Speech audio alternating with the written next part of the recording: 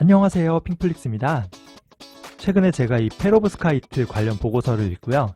와, 이거 진짜 그 혁신이라는 생각을 했어요. 얘는 그 태양광 발전할 때 쓰는 그 패널에 들어가는 소재거든요. 기존의 태양광 소재는 폴리실리콘이라고 하는데요. 얘는 아무래도 좀 만들기가 좀 까다롭고 이 두께가 두꺼워요. 보기에도 좀 투박해 보이죠. 근데 이 신소재인 페로브스카이트는 생산 단가가 3분의 1에서 10분의 1밖에 되지 않고요. 두께가 무려 20분의 1에서 100분의 1 수준으로 얇게 만들 수 있는 거예요. 그래서 기존의 이 폴리실리콘은 이렇게 좀 한정된 장소에밖에 설치할 수밖에 없는데 이 신소재는 자동차나 스마트폰, 건물 외벽이나 창가에 설치가 가능한 거예요. 그러니까 좀 다양하게 좀 사용을 좀 범위를 높일 수 있죠.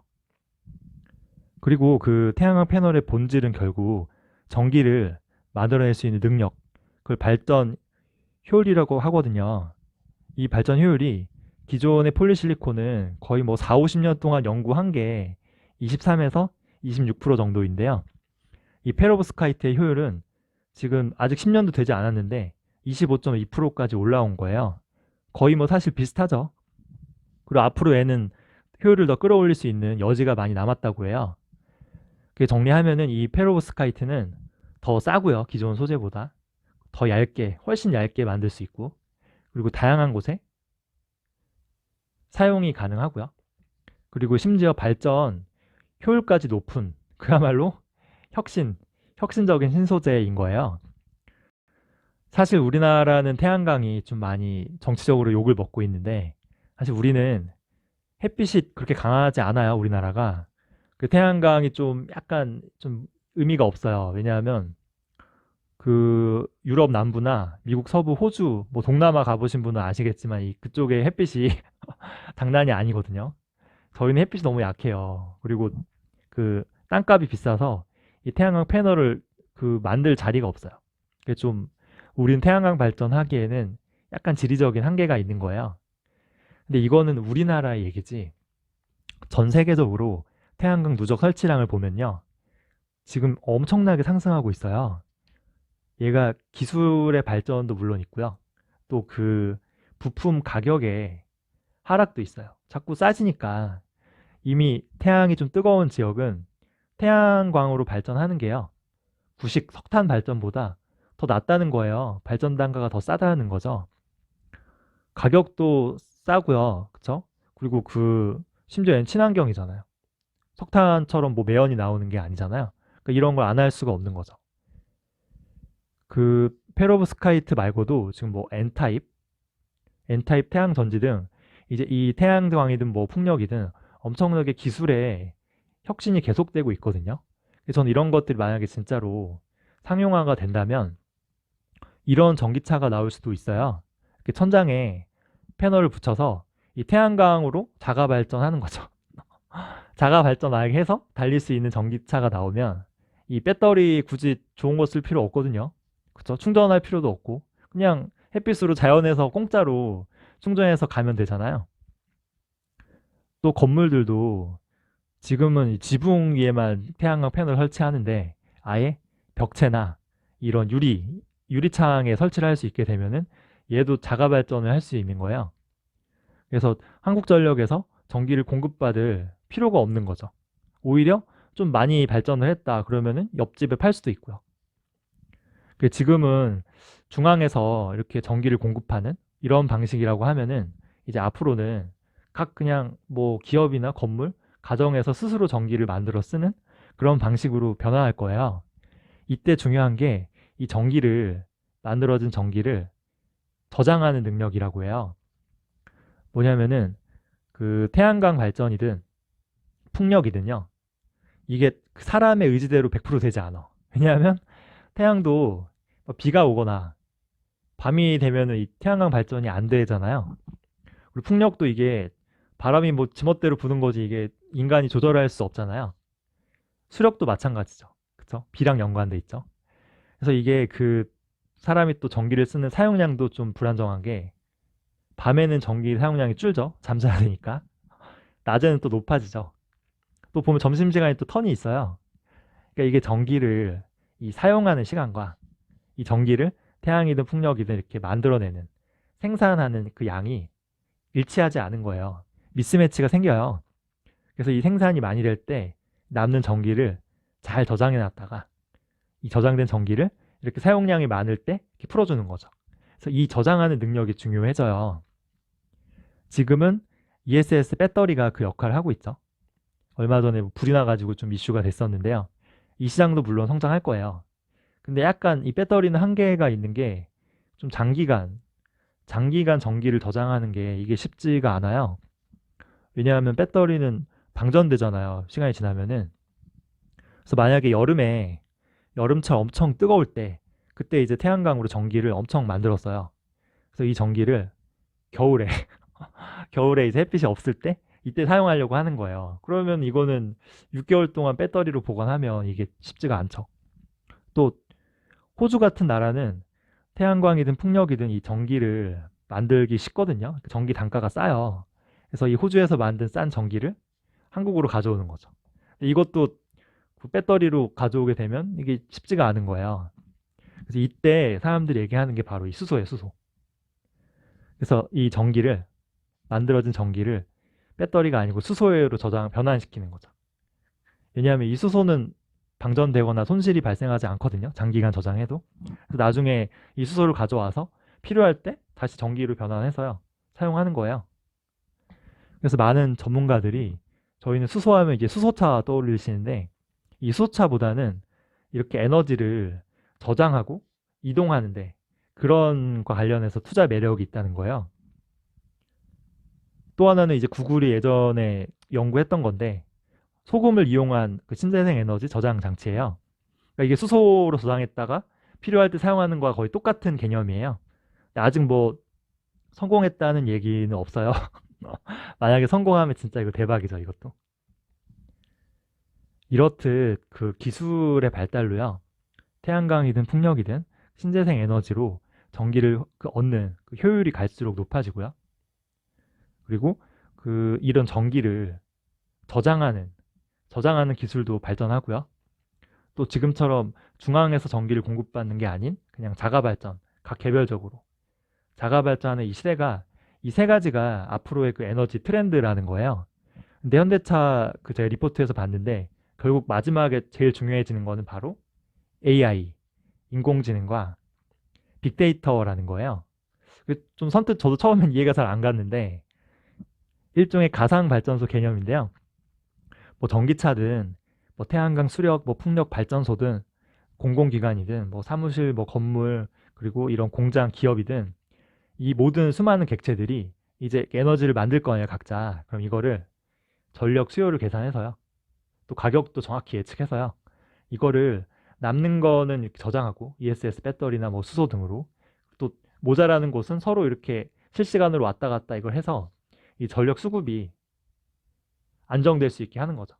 로스를 최소한으로 줄이고 이렇게 전력 수급을 매니저먼트 하는데 AI와 인공지능과 빅데이터 기술이 필요하다는 거예요.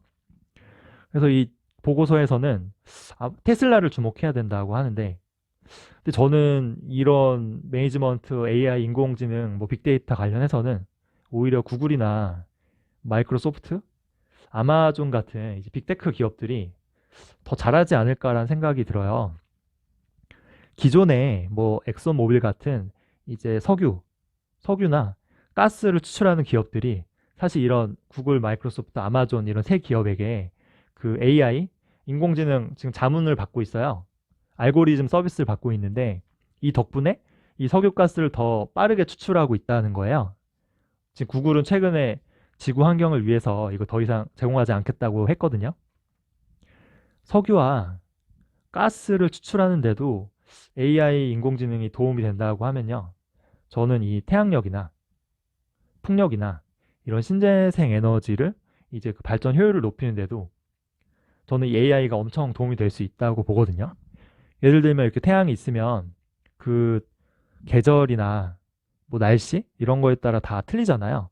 최적의 이 태양 각도를 계산해서 뭐 이렇게 패널의 위치를 바꾼다던가 해서 이 효율을 최대한으로 끄집어낼 수도 있어요. 아니면 이 바람의 방향이나 그쵸? 시간 같은 걸 좀 예측해서요. 인공지능으로 이 풍력 발전의 효율을 극대화할 수도 있죠. 이미 구글은 2007년부터요, 거의 13년 됐죠.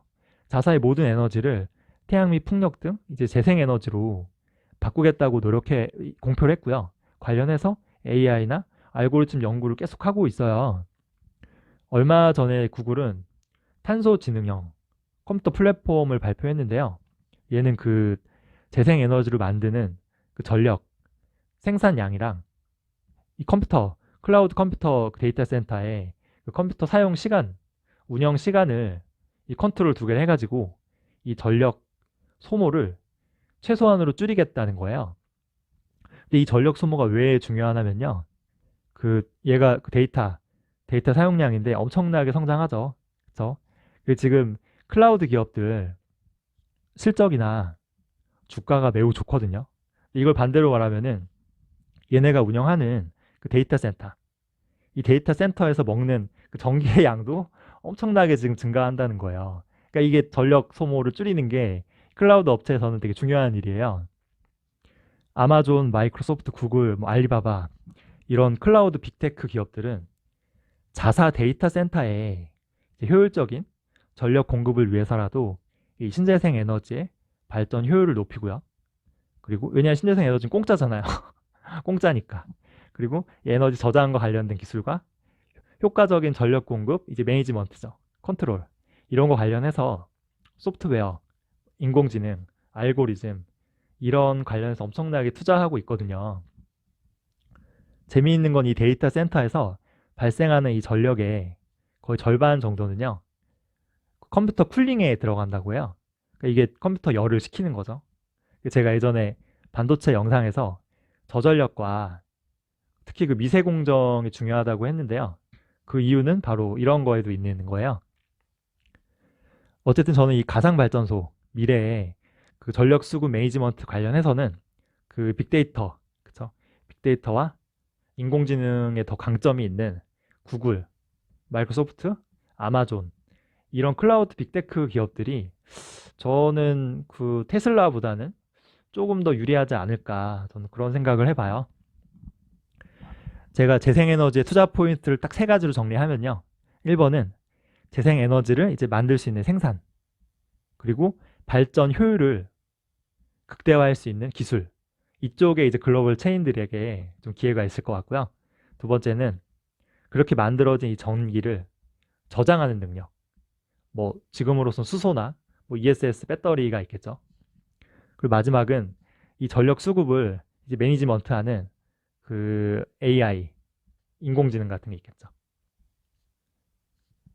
그래서 이 리포트에서는 결국 이 세 가지 관련해서 여기까지 좋았는데 추천하는 종목이 뭐 한화솔루션, 한국전력, 뭐 유인테스트 이런 건데 저는 참 이게 내키지 않는 게 아까 얘기했던 이 페로브스카이트는 진짜 혁신적인 소재인 건 맞아요. 근데 혁신적인 거 이제 개발한 거랑 이거랑 그 상용화는 또 다른 문제거든요. 예전에 애플이 아이폰을 만들었을 때요.